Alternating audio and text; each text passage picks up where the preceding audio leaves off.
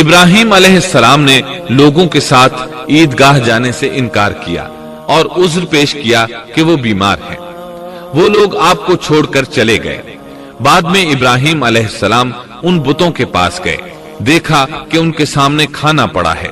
چونکہ سب لوگ کھانا لائے تھے اس لیے یہ کھانا بہت زیادہ تھا، لیکن ان جھوٹے معبودوں نے اسے کھانا تو درکنار اس کو چھوا تک نہ تھا۔ ابراہیم علیہ السلام نے انہیں مخاطب کر کے کہا، یہ اتنا کھانا تمہارے سامنے پڑا ہے، تم اس کو کھاتے کیوں نہیں؟ تمہیں کیا ہو گیا کہ بات تک نہیں کرتے؟ پھر پوری قوت سے دائیں ہاتھ سے کلہاڑا مار کر ان کے ٹکڑے ٹکڑے کر دیے، لیکن بڑے بت کو چھوڑ دیا تاکہ سب اسی کی طرف رجوع کریں۔ تمام چھوٹے بتوں کو توڑ کر کلہاڑا اس بڑے بت کے کندھے پر رکھ دیا۔ مشرکین میلے سے لوٹے تو دیکھا ان کے سارے معبود اوندھے منہ ٹوٹے پھوٹے پڑے ہیں، ان کے تمام معبودوں کو توڑ دیا گیا تھا۔ وہ حیران رہ گئے کہ یہ کیسے ہو گیا، کس نے کیا؟ کہنے لگے، یہ کام کس ظالم کا ہے، اس نے ہمارے معبودوں کی توہین کی ہے۔ اس وقت جن لوگوں نے ابراہیم علیہ السلام کا وہ کلام سنا تھا انہیں ان کا خیال آ گیا۔ کہنے لگے، وہ نوجوان جس کا نام ابراہیم ہے اسے ہم نے اپنے بتوں کی مذمت کرتے سنا ہے۔ اللہ کی قدرت کہ ابراہیم علیہ السلام کا جو مقصد تھا وہ خود بخود پورا ہو رہا تھا۔ قوم کے لوگ مشورہ کر رہے تھے کہ سب کو جمع کرو اور اسے بلاؤ، پھر اسے سزا دو۔ چنانچہ تمام اہل باطل چھوٹے بڑے جمع ہو گئے، کارروائی شروع ہو گئی۔ کہنے لگے، اے ابراہیم، ہمارے معبودوں کے ساتھ یہ لغو حرکت تو نے کی ہے۔ ابراہیم علیہ السلام نے جواب دیا، یہ کام تو اس بڑے بت کا ہے، مجھ سے کیوں پوچھتے ہو؟ تم اپنے معبودوں سے کیوں نہیں پوچھ لیتے کہ ان کے ٹکڑے کس نے اڑائے ہیں؟ ابراہیم علیہ السلام کا جواب سن کر وہ سب سوچ میں پڑ گئے۔ پھر کہنے لگے، ہم نے بڑی غلطی کی، اپنے معبودوں کے پاس کسی کو حفاظت کے لیے نہیں چھوڑا۔ اس قدر واضح بات محسوس کر کے بھی وہ ظالم ایمان نہ لائے، بلکہ شیطان نے ان کے دلوں میں وسوسہ ڈالا اور انہوں نے غور و فکر کر کے کہا، اے ابراہیم، کیا تمہیں علم نہیں، یہ تو بے زبان ہیں، یہ بول نہیں سکتے۔ اب ابراہیم علیہ السلام نے فرمایا، تب پھر تم اللہ کے سوا اس چیز کی عبادت کرتے ہو جو تمہیں کچھ بھی نفع نہ دے سکے اور نہ نقصان پہنچا سکے۔ تعجب ہے تم پر اور ان پر بھی جنہیں تم اللہ کے سوا پکارتے ہو، کیا تم میں بالکل عقل نہیں؟ اس طرح ابراہیم علیہ السلام نے ان پر حقیقت خوب اچھی طرح واضح کر دی۔ ان سے فرمایا، تم ان کی پوجا کرتے ہو جن کو تم خود تراشتے ہو، یعنی ان کا حال تو یہ ہے کہ تم نے ان کو خود اپنے ہاتھوں سے تراشا اور ان کی عبادت کرنے لگے، جبکہ تمہیں اور تمہاری بنائی ہوئی چیزوں کو اللہ ہی نے پیدا کیا ہے۔ ابراہیم علیہ السلام نے ایک کلہاڑے کی مدد سے ان سب بتوں کو تہس نہس کر دیا تھا۔ یہ اس بات کی واضح ترین نشانی تھی کہ یہ بالکل بے بس ہیں، لیکن اس واضح نشانی کے باوجود وہ اپنے کفر ہی پر ڈٹے رہے اور لگے ابراہیم علیہ السلام کو دھمکیاں دینے۔ کہنے لگے، اس کے لیے ایک آتش کدہ بناؤ اور اسے اس دہکتی آگ میں ڈال دو۔ پھر ان لوگوں نے ایک چٹیل میدان کا انتخاب کیا جہاں مٹی نام کی کوئی چیز نہیں تھی۔ اس میدان کو پتھروں کی باڑ کے ساتھ گھیر دیا گیا۔ پھر سب لوگوں کو حکم دیا گیا کہ وہ لکڑیاں جمع کر کے اس گھیری ہوئی جگہ میں رکھیں۔ چنانچہ سب لوگ لکڑیاں جمع کر کے وہاں لانے لگے، یہاں تک کہ عورتوں اور بچوں نے بھی اس کام میں بڑھ چڑھ کر حصہ لیا۔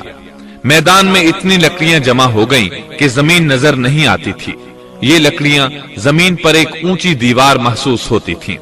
پھر ان لکڑیوں کو آگ لگائی گئی۔ جب آگ کے شعلے آسمان سے باتیں کرنے لگے تو انہوں نے ابراہیم علیہ السلام کو آگ میں ڈالنے کے لیے ایک جھولا تیار کیا۔ اس میں سیدنا ابراہیم علیہ السلام کو رکھا گیا۔ اس وقت آپ نے یہ دعا پڑھی، حسبنا اللہ ونعم الوکیل۔ ہمیں اللہ کافی ہے اور وہی بہترین کارساز ہے۔ یہ کلمہ ہر محتاج اور مصیبت زدہ کو پڑھنا چاہیے۔ بخاری میں ہے، رسول اللہ صلی اللہ علیہ وسلم نے فرمایا، حسبنا اللہ و نعم الوکیل ابراہیم علیہ السلام نے اس وقت فرمایا تھا جب انہیں آگ میں پھینکا جانے لگا تھا۔ مطلب یہ کہ ہم اللہ ہی پر بھروسہ کرتے ہیں، اس کے سوا ہمارا کسی پر بھروسہ نہیں۔ बाज रिवायात में ये भी है कि जब इब्राहिम अलैहिस्सलाम को आग में डाला जाने लगा तो जिब्रील अलैहिस्सलाम आए और कहा, ए इब्राहिम, कोई हाजत है तो मैं हाजिर हूँ। इब्राहिम अलैहिस्सलाम ने फरमाया, अगर तुम अपनी मर्जी से आए हो तो मुझे तुम्हारी कोई जरूरत नहीं। एक दूसरी रिवायत में है कि बारिश के फरिश्ते ने हाजिर होकर कहा था, ए इब्राहिम, मुझे हुक्म दीजिए, मैं बारिश बरसाकर इस आग को बुझा दूं। लेकिन ऐसी तमाम रिवायात ज़ईफ हैं। यूं भी अल्लाह का हुक्म उनसे पहले काम करने वाला था। अल्लाह ताला सूरह अंबिया आयत 69 और 70 में फरमाते हैं, हमने कहा, ए आग, इब्राहिम पर ठंडी हो जा और सलामती वाली हो जा। गो उन्होंने इब्राहिम का बुरा चाहा, लेकिन हमने उन्हें ही नुकसान पाने वाला कर दिया।